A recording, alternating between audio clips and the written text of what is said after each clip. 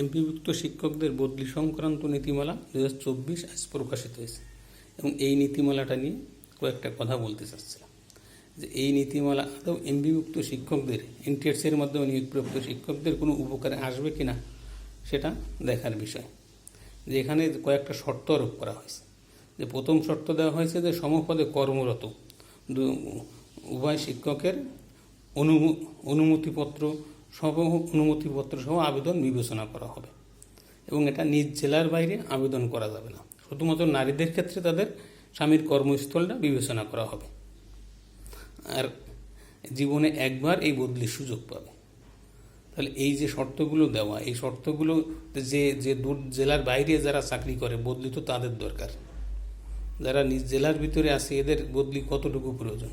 যারা দূর দূরান্তে চাকরি করতেছে, অনেকে আছে বিভাগের বাইরে আছে, 500-600 কিলোমিটার দূরে বিভাগের বাইরে যারা চাকরি করে বদলিটা তো তাদের জন্য জরুরি ছিল। তারপরেও কর্তৃপক্ষকে ধন্যবাদ জানাই যে তারা এতদিন পরে এই নীতিমালাটা চালু করেছে এবং আশা করি সামনে এই নীতিমালা পরিমার্জন এবং পরিবর্ধন করে এর একটা যুগোপযোগী নীতিমালা এমপিভুক্ত শিক্ষকদের উপহার দিবে।